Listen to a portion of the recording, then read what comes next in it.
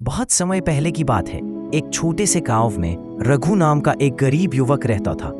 रघु के पास ना तो अच्छी जमीन थी, ना ही बड़ा घर। उसके पिता बचपन में ही चल बसे थे और माँ ने सिलाई कढ़ाई कर किसी तरह घर चलाया।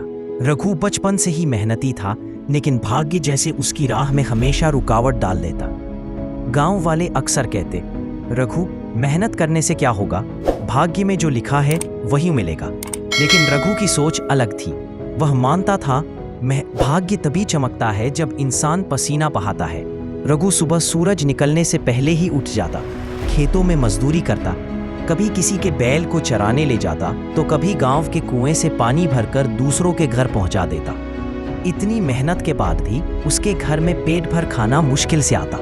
कई बार माँ और बेटा भूखे ही सो जाते, लेकिन रघु हार मानने वालों में से नहीं था।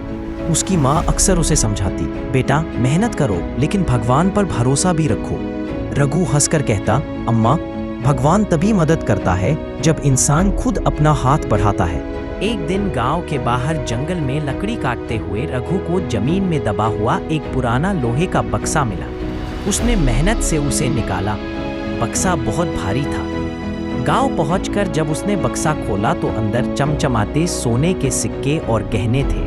गांव वाले दौड़ कर आए और कहने लगे, भाग्यवान है रघु, यह सब तेरा नसीब है, अब तू अमीर बन जाएगा। लेकिन रघु के चेहरे पर उत्साह से ज्यादा सोच थी। उसने बक्सा अपने घर नहीं ले जाया, बल्कि सीधा गांव के प्रधान के पास पहुंचाया और सबके सामने कहा, यह खजाना मेरा नहीं है, यह धरती की गोद से निकला है, शायद हमारे पूर्वजों का हो। इसका इस्तेमाल पूरे गांव की भलाई के लिए होना चाहिए। गांव में चर्चा रघु की ईमानदारी की चर्चा पूरे गांव में होने लगी।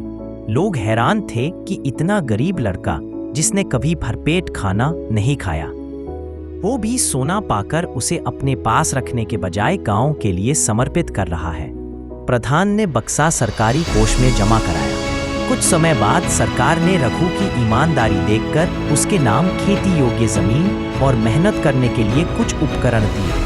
रघु ने नई जमीन पर दिन रात मेहनत शुरू कर दी। वह खेत में हल चलाता, पौधे लगाता, पानी देता और फसल को अपना बच्चा समझकर संभालता। धीरे धीरे उसकी जमीन सोना उगलने लगी। जहाँ पहले बंजर खेत थे, वहाँ अब हरियाली लहलहा रही थी। गांव वाले फिर बोले, देखा, सोना मिलने से ही रघु की जिंदगी बदली। लेकिन रघु मुस्कुरा कर कहता, नहीं भाइयों, सोना तो बस ईमानदारी की परीक्षा थी।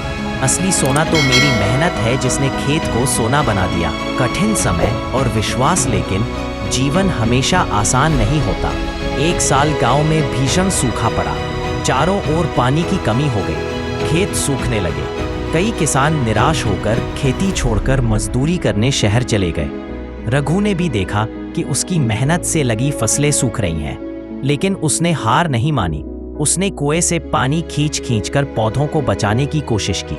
दिन में काम और रात में सोचते सोचते उसकी हालत खराब हो गई। माँ ने कहा, बेटा शायद ये तेरे भाग्य में नहीं है, छोड़ दे ये सब। रघु ने जवाब दिया, अम्मा, अगर भाग्य लिखा ही सब कुछ बदल देता तो मैं भूखा पैदा होकर भूखा ही मर जाता।